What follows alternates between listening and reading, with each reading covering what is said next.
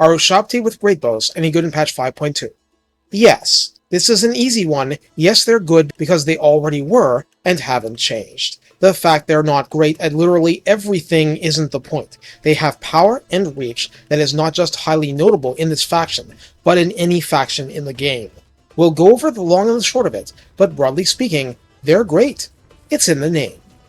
Recruited by the Tier 3 phase of the Ushabti building, and increased by Necrotect further, Ushabti with great bows come with 12 entities per unit on Ultra, and this is important because the regular has 16, the summons included. Health is 6,096 unit wide, so 508 per entity.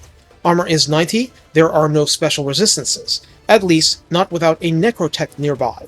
Leadership is 40, as in 40 only. That shouldn't feel high. Speed is 54, charge speed 78, so nimble for positioning purposes, especially relative to your plodding infantry. Melee attack starts at 23, with an attack interval of 3.8 that's a little brisker than normal. Splash target size is medium, so normal cavalry on down, and a maximum of targets actually damaged of 3.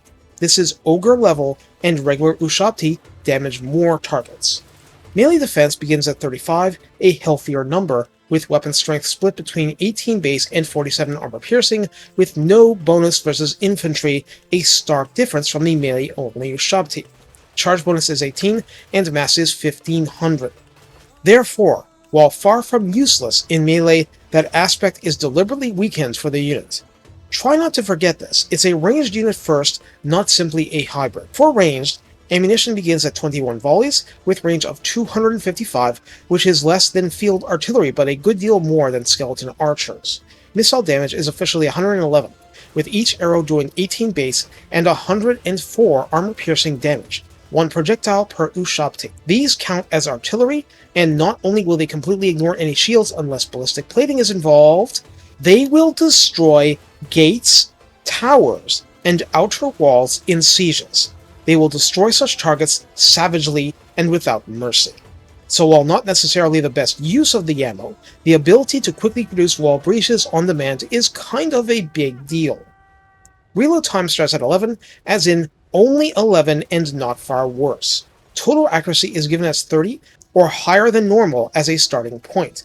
Calibration distance 212 makes these into bow snipers. Calibration area of 6 means it's not quite Giselle's, but it's pretty good, and hitting the broadside of a Dreadsorian becomes reliable. There is a small penetration cap, and max targets penetrated after a target is struck is 2, but the size cap means you shouldn't rely on this for a lot. It's nice when you can get it. Ushabti are constructs, not undead. They cause fear, hide in forest, and disintegrate when broken. In the redline skills, Revered Stonemasonry at 3 pips adds plus 6 melee attack and plus 6 melee defense for Ushabti, and that's pretty strong. Having said that, plus 9% missile strength for the great bows. For rank 7 awesome statues, Blessing of the Asp enhances them and not regular Ushabti, to the tune of plus 15% ammunition, plus 12% missile strength, and 15% missile resistance, and these are a high priority target if within range of the enemy's ranged weaponry, so this is a good thing all around. In the tech tree, it's actually the wisdom of the 6th dynasty that affects Ushabti most, even though the lord with the best doom stack for them is arguably in the 4th dynasty. Anyway, Clothed in the Divine grants Ushabti plus 5 melee attack, plus 5 melee defense, plus 10% weapon strength, and 10% reload time reduction, which is DPS straight into their stony arms. That's actually the only tech specific to them, but what a tech. Of note, any generic lord or katep with the Geheb, God of Earth Blessing, grants plus 2 recruit rank for Ushabti units, melee attack plus 5, and melee defense plus 5 for Ushabti units in that army. Herald of Dejaf provides frenzy to both varieties, the 4th dynasty guy, as to missile strength 2, plus a plus 6 melee attack buff. And no, there's nothing stopping you from slapping on Geheb's Blessing on Lamazash of the 4th dynasty either.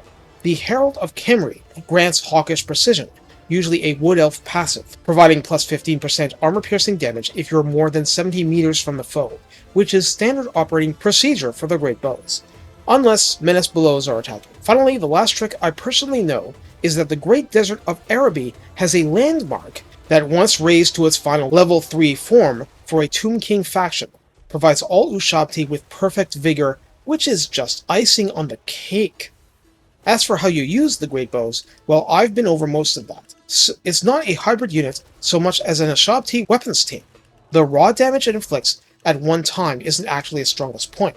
It's the consistency and repeatability of this damage.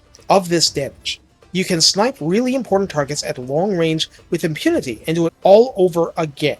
The reload time is on par with regular missile infantry, which is just shocking.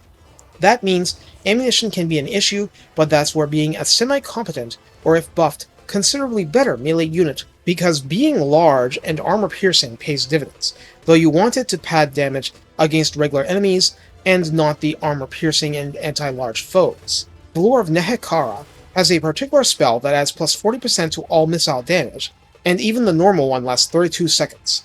The sad thing is you can only cast it on one target at a time. In a pinch, this is a huge increase to your damage output with great bows. Also, the Overcast version adds plus 40 reload skill. Now, since there's no innate magical damage, you'd want a Deathcaster using Overcast Aspect of the Dread Knight, and then an entire gaggle of them can do magical attack for the duration, with their arrows. The aforementioned siege utility is a pretty big thing because this becomes a weapons team artillery unit, a rare gem and even more vital for Khalidah's early campaign. She gets a notable mention because even if she's famous for skeleton archers, she becomes doomy when she gets enough great bows in the buff bubble around her. Since there's not really much they aren't effective against, though watch out for the new steam tanks and ballistic plating, it mostly comes down to picking your targets effectively.